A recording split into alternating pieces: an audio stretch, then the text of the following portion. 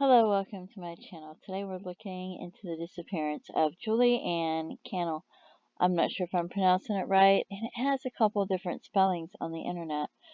So she went missing, it says November 13th in 1977, Seattle, Washington. She was 30 years old, 5'8" and 125 pounds, so she was very slender. She was last seen in Seattle, Washington. There's no photo of her. It does say she had black hair and brown eyes and a fresh burn scar on her left hand. And then we have this at missingn.org. I like the way it's laid out on their website so you can see it easier. And it shows the different spelling of her last name. Let's see. And then we have this. I went to look for Jane Does, and there's a few of them. I think like 19 or so. I don't know. Between 10 and 20, I think, came up on Nameless when I did a search. And there's this one, and it was the most recent, so I decided to put this one in. December 17th, 1977. When did she go missing? November 13th. So this is a month later. It's an Immigrant Gap. Sorry, I don't know what I can't. Emigrant Gap in California, but it's a Caucasian white female. It's not an immigrant. She's 25 to 35 years old.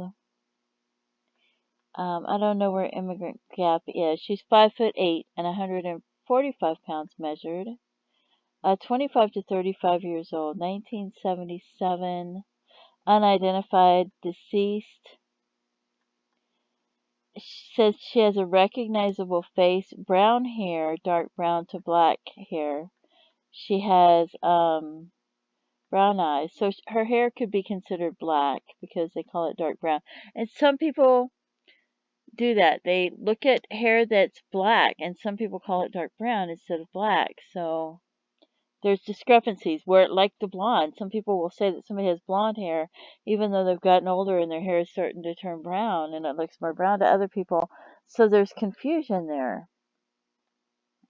Toenails painted orange, fingernails trimmed neatly close to the base, stretch marks on abdomen and breast. Autopsy doctor noted signs of recent weight loss, possibly consistent with recent childbirth prior to the date of death. So recently she had lost some weight, but they're not sure why, and they think maybe she might have had a child.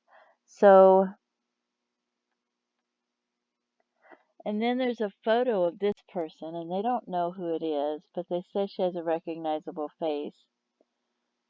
And it's in black and white, so I don't know if that would be more difficult for somebody to see her as what, And I wish they had more photos. Anyway, then they don't know who this is. And, I mean, to me, it's probably not her. I don't have a photo to go by, but I think that seeing a Jane Doe helps you realize that something tragic probably happened to her. And it also might help get two cases solved at once. So that we have her, she went missing. And they have contact information usually. Yeah, Seattle Police Department. And you could call them, and there's the agency case number listed here.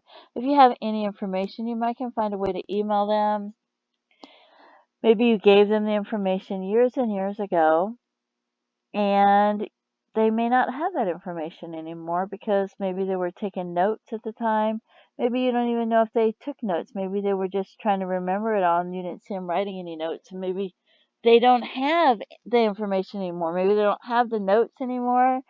I don't think we weren't emailing people back then. So, and then things were kept on a floppy drives, and then they were kept, a lot of times they were kept in papers that were kept for so long, it may have gone missing or got damaged, and then it's gone from investigator to investigator. So even if you gave them information years ago, you should go ahead and give them that information now. And that goes for any other case, including this one, that where they don't know who this is.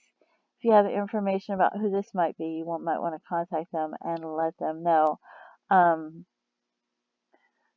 As well. And let's see, the contact information would be right here, contacts. Placer County Sheriff's Coroner Marshal. It may not be the same one. You could contact the local police there. You could email the Sheriff's Coroner Marshal and the police if you like. So, and there's the number for the California Department of Justice. So you could call them and email them as well. And so if you have information on either one of them or both of them, maybe you knew the family and you have information that you're not sure is relevant, or you knew her and you were friends with her. Maybe you have heard of information through relatives and you feel like it's hearsay and you're not sure if it's relevant. Just give them any information that you have and let them decide if it'll help the case or not. That way they have information and then you don't have to stress or worry about it. Anyway, don't forget to pray for her family and her loved ones. And please feel free to leave comments and have a great day. Bye bye.